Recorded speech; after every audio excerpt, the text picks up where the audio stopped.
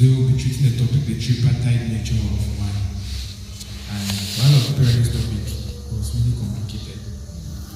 Because I asked myself, what is the importance of this lesson? Are we doing theology? Are we doing knowledge? Or we are doing practical Christianity? The tripartite nature of man, first of all, is important because we need to understand the way God works through us. That is going to help us be able to better guide ourselves or work out our salvation with fear and trembling. Let's look at the scripture. So we should read 1 Thessalonians 5, verse 23 to 24. 1 Thessalonians 5, verse 23 to 24. Now may the God of peace himself sanctify you, and may your spirit, soul, and body be kept sound and blameless for the coming of our Lord Jesus Christ. He who calls you is faithful, who also will do it. Amen. Amen. Paul makes mention of spirit, soul, and body. And this is the fundamental or the foundation of our topic today. Because of searching through scripture, I did not find any clear place where it was written spirit, soul, and body, apart from this verse. So probably Paul also did studies and came up with this. Man, as we can see, the material world is made of dust. We can touch, we can feel. It's a material world, what we can see. But we all possess a spirit, a soul rather. This soul is what connects the body to the spirit. Finally, we have the spirit. The spirit is the center, it's the most important unit of man. And this is what differentiates man from an animal. This is what differentiates man from a dog. Dogs don't have spirits, they don't have souls. I would have put up Bible verses to prove that animals have souls, like in Ecclesiastes. But due to time, that's not necessary. So first of all, God is spirit, and He sanctifies us by taking possession of our spirit through regeneration. Last 2 weeks, we said that if we see Christ is in us in our hearts, if the operator will not see Christ inside, it will not be possible. That's because Christ is in our spirit. Heart in the Bible is always make reference to spirit. Since Christ is in our spirit, it brings about regeneration. Use the mic. And this regeneration is what we call born again. It's what changes our mentality. It's what changes the way we see things. It's what transforms us. That's what transforms us. Born again doesn't mean that I change. Maybe I say I keep fair. No. The moment I accept Christ, I see the same person. But what happens is from inside. John 3, 5 to 6. John 3, 5 to 6. Jesus answered, I assure you, unless someone is born of water and the Spirit, he cannot enter the kingdom of God. Whatever is born of the flesh is flesh, and whatever is born of the Spirit is spirit. Amen. Amen. Whatever is born of the flesh is flesh. We are all born of flesh. The word brings about our redemption of being born of the Spirit.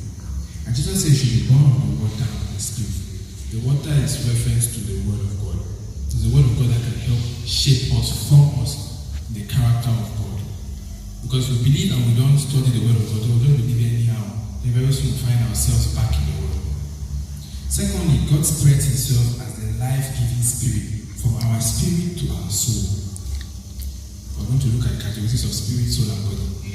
Romans 12, verse 2, 2 Corinthians 3:18. Romans 12, verse 2. Do not be conformed to this age, but be transformed by the renewing of your mind, so that you may discern what is good, pleasing, and perfect will of God. Amen. 2 Corinthians 3, verse 18.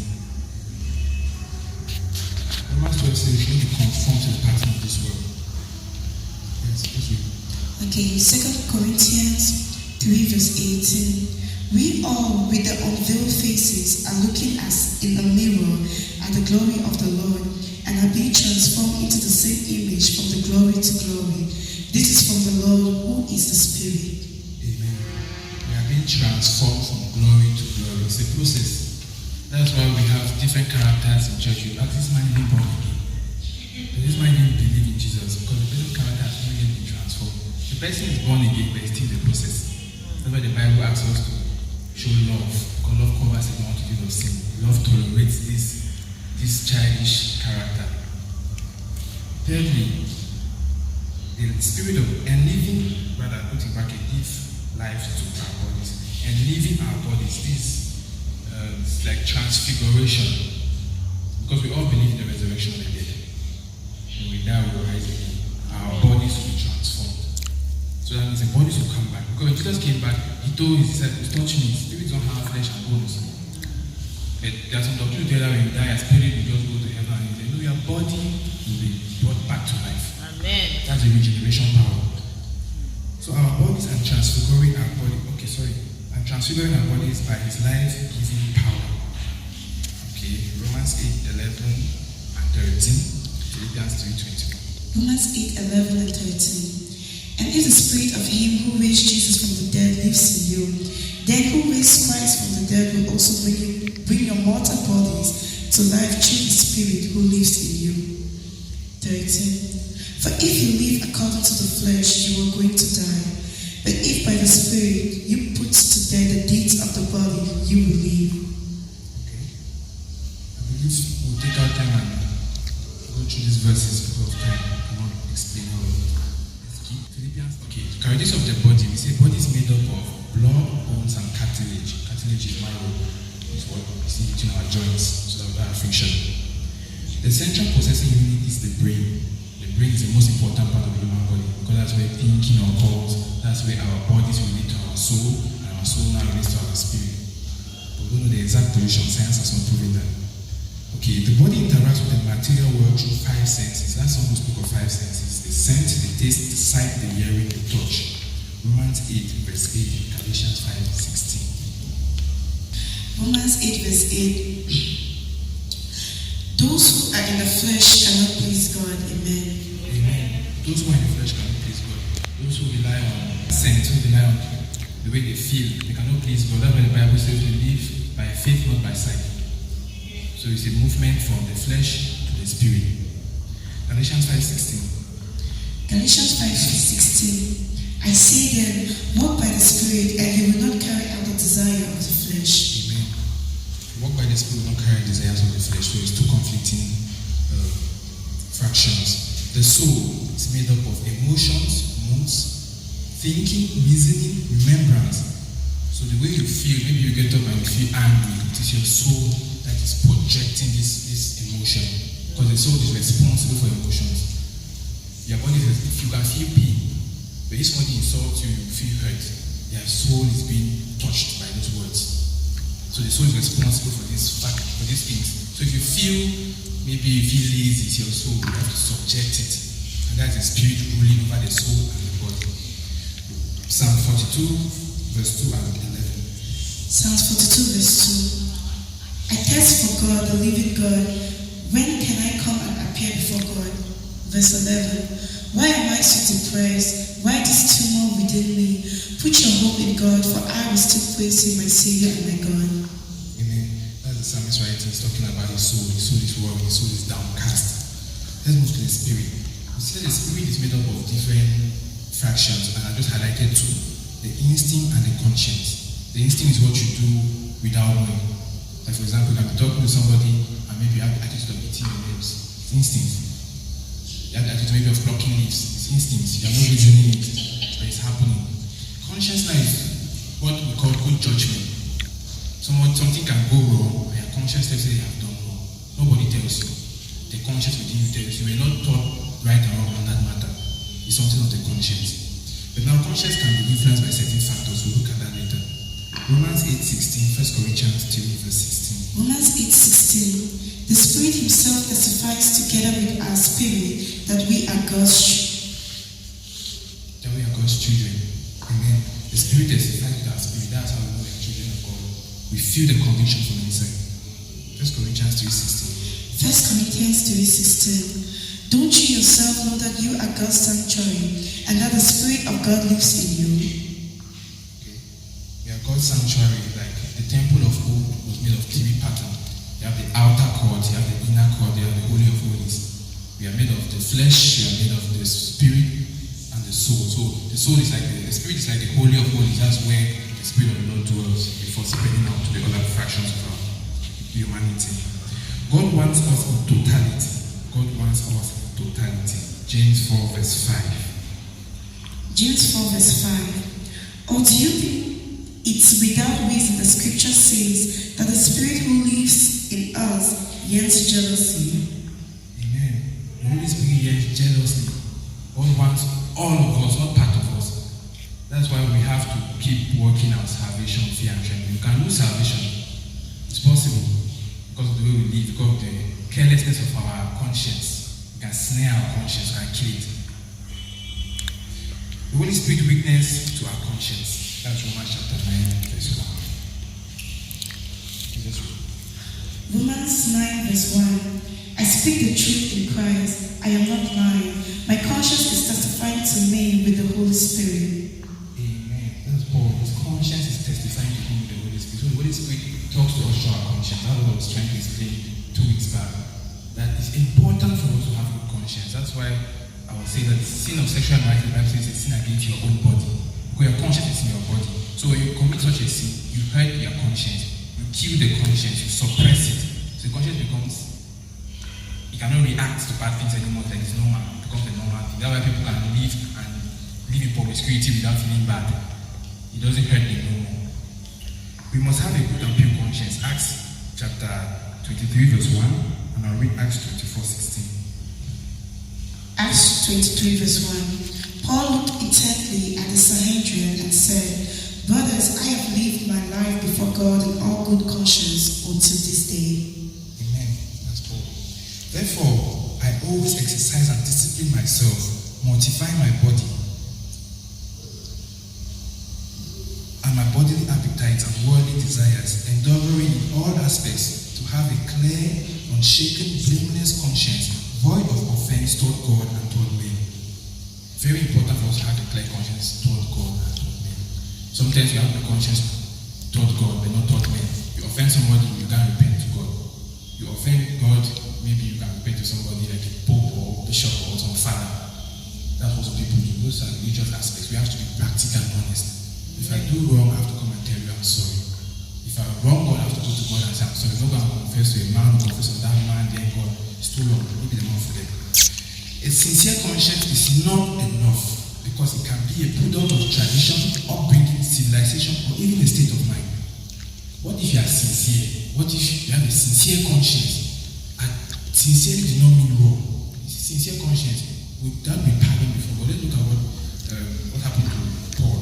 Acts 26 verse 9. Acts 26 verse 9. In fact, I myself suppose it was necessary to do many things in opposition to the name of Jesus the Nazarene. That was Paul. He was living in sincerity. He was following God with sincerity, killing Christians, persecuting them. But that was no excuse. Not at all. So sincere conscience is not enough. We need a good and pure conscience. What if I'm sincerely going to a party? I just want to have fun. Is that what the word of God has conditional formed your conscience to receive? I used to like parties where we just want to post a little bit to be tipsy. When I read the Bible, the scripture says that we should not be part of wild parties. Like so called one to enjoy. Of course not. God does not want us to be extremists. That is in moderation. To rule our spirits. We need a healthy conscience that has been formed and enlightened by the constant application of the word of God. The word of God that forms this thing. I was talking about what if I have sincere conscience over a party and friends there. But the word of God tells you don't go for wild parties. And then you'll be drugs, you'll be smoking, heavy drinking. I say, just I don't sit in my own corner. You are playing your conscience. Acts 24:16. This is Paul talking about exercising his conscience. Acts 24:16. I always do my best to have a clear conscience towards God and men. Exercise my conscience like sport. You go to the gym, you lift up weights to build muscle. So Paul exercises conscience. It's very important for every Christian. We must exercise our conscience. You cannot stick with the way you're brought up. Traditions are not enough. That was Paul in the tradition, the Jewish tradition, like persecute the Christians because they are followers of the Christ. They must all go back to Judaism. But they don't have tradition. They had a sincere conscience, but it was wrong. So only thing that can build and form our conscience to be good and pure is the word of God. One man. Now people who live under the function of their papa. There was a time I watched a video of a popular preacher who said masturbation is not a sin. And this was a shock, it was a scandal.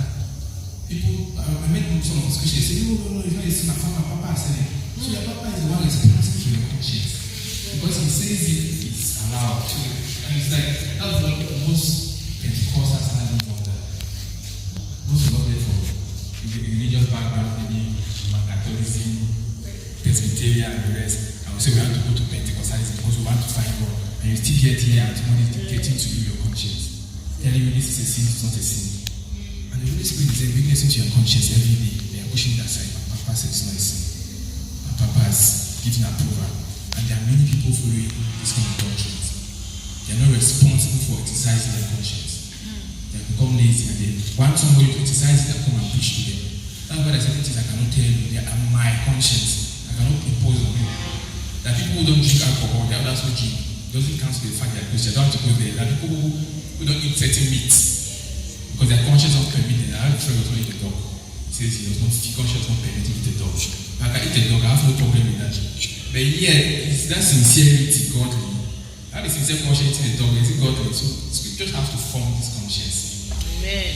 It requires effort to exercise the conscience. And this is unpleasant to the flesh. As I said, there's a lot of things I will stop doing. I have to stop partying. It's a painful process. All my friends are doing it. It's normal in our society. It's our civilization. It's our time. But you have to be the opposite side. Amen. Okay, let's ponder. Why do we believe what we believe? Why do we act the way we do? I asked this question to a couple of my friends who are Christians. Why are you Christian? I was baptized and confirmed in the church. So does that make you Christian? Or is that your dream of being Christian? Have we worked things out for ourselves? Have you asked yourself, why do I want to follow you? Why do I want to follow the Christ? Why do I choose this pattern? Why am I a member of this gathering? Or I just there because I'm born in this family and everybody knows this family? You'll be responsible for your account before God. Nobody will not give an account for you. Or have you just accepted legitimate Christianity? This is what we have accepted. Legitimate Christianity. God has been telling us for this how Christianity should look like. Christians should tie their head to the ear. Christians should not make makeup, don't wear earrings, or put on chain, legitimate. That's what they design. I've already told you how your conscience should look like. Christians should not eat like this. Christians should not pray this way. Christians should do like this. It's a good thing. It's a very good thing. I've even simplified it like I call Esther fast, Daniel fast, this fast, this fast. There is your conscience that call fasting 3 days, or your conscience that call fasting 1 day. Are you doing it because someone has imposed on you? So Paul was talking about conscience, but it's very important in our Christian life. The Bible says let's approach the truth with boldness. The only thing I can bring about boldness is a clear conscience. Because if you know that your conscience is not clear, how will you go to God and ask for things and receive? Maintaining a pure conscience is a must. We have a pure conscience on account of the blood of Jesus. This is very important. We don't have pure conscience because that we are the ones who formed it. Jesus is the one who has made available his blood. Hebrews 10:22. Hebrews 10:22. Let us draw near with a true heart in full assurance of faith, our hearts sprinkled clean from an evil conscience, and our bodies washed in pure water. Hallelujah. Our hearts sprinkled clean from evil conscience. And this is the blood of Jesus. So we are coming in and say, Lord, it's not on my account. You cannot be responsible for having a good conscience. My power cannot do it. If I could do it, Christ would not die. We must reassure ourselves. This is very important for Christianity. At times that you feel discouraged, like, this very thing. Reassure yourself. It's like, the Christian life is like breathing. You cannot stop. You cannot say, I'm graduated from breathing. I'm graduated from this level. No, it's an everyday process. So the day you graduate from breathing, that's the day you die. And because God is our environment, it depends on Him. You cannot graduate from it. So it's an everyday form, an everyday process. Even if you fall, you keep walking, you keep pushing. You cannot run, they say you walk. You cannot walk, they say you crawl. 1 John 3:19. 1 John 3:19. This is how we will know we belong to the truth, and we convince our conscience in His presence. And we convince our conscience in His presence. Even when your conscience is wants to say, no, Jesus has paid the price. I'm convinced I will forgive. Forgiveness does not come about your feeling. pray that Lord forgive me for this sin, and I have to feel it now before I'm forgiven. No. When I repent and I'm honest from my heart, I have to convince my conscience. Jesus has forgiven me. That people will say, no, I have to wait until I feel like before I can break bread again. I have to feel it. If you don't sense it, then I'm still, God has not forgiven me. No, God does not desire to punish you. For God so loved the world that He sent His Son. So how can we think God so loves us that He wants to still punish us for the little things we do? He's so caring that He wants us to repent each time we fall. So every time you repent, tell yourself, God has forgiven me of this sin. We can only enjoy true happiness when we have a good and pure conscience. Romans 14:22. Romans 14:22. Do you have a conviction? Keep it to yourself before God. The man who does not condemn himself by what he proves is blessed. Hallelujah. The man who does not condemn himself is blessed. You know, there are people who have good conscience, so if they come and give you judgment, I don't like your church, it doesn't really bother you. But the people with good conscience, when they tell you I don't like your church, it will bother you. Because you have respect for their conscience. But in this case, the Bible says, let us on our own account be responsible for our conscience. Keep it to yourself before God. And let this conscience be pure, because this is where your happiness comes from. So you are not guilty of anything. There's something like that. There was a day Papa and I we went to print some booklets, and that guy finished really late. So I went to collect the booklet. I told Papa, you leave it, you can give them money tomorrow. He told me that they cannot keep someone from the person that does this work. I said, but it's just one night. He said, no, his conscience will not let him be. You see, he must pay whatever is due to the person. The Bible says, oh, no man, nothing but love. It's just one night now. And when I was preparing this message, the thing came back to me. And I said, oh, now I understand why he has oh, no man, nothing but love. Because when you owe somebody a debt, you're like, please listen to that person. The Bible says, if you have something against your brother, go back and fix it. How about you be going there and come to sow seed and pay tithes? That's no funny Christianity, it's very practical. So you rob from people to give God. Is God in need of your money? God has everything. He wants to see your honesty of heart. So you first of all say to those people, show them Christian character. Every believer is responsible to serve God with a pure conscience. 2 Timothy 1:3. I thank God whom I serve with a clear conscience, as my ancestors did, when I constantly remember you in my prayers night and day. Amen. Amen. So we are serving God with a clear conscience because we remember people in your prayers. We are not jealous of them. Father, because my sister will have exams, I'm not jealous of her. That's the way you exercise your conscience. That kind of jealousy will kill me. Another day was a prayer time, my friend, we were talking, and told me that, look, that's one of our colleagues, our friend who is now a magistrate. Jealousy was creeping into my heart. And maybe what if I did not quit my school earlier and took to that dimension? Maybe I would also be there. I felt bad inside. When I went down again, they told me that person just went into the bar. Jealousy creeped into my heart again. That look, if you were here, you would have not been there. Then I remember the Bible says all things work together for the good of those who love the Lord. And I said, I'm a Christian, I believe in God. Why do I think I've made an error? Why do I think I've messed up my life? Why is it still possessing me? And I have to be kind of clear, Lord, I'm sorry for this jealousy that's coming up in my heart. And I bless my friends at the book for that. Sometimes you feel like you are weak. You should fight for me. Most times as a Christian, I say let's put ourselves last. Put others first.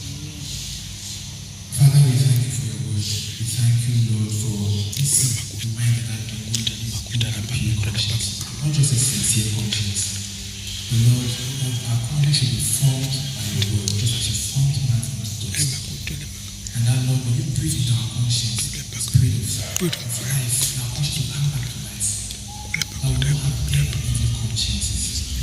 Father, we pray that we will exercise our conscience daily. We pray, Lord, that we are able to rely on our strength and ability, but we are able to rely on the finished work of Jesus Christ on the cross. We pray for boldness, we pray for love, we pray for sound. And we give you all the glory and adoration. In Jesus' name, amen.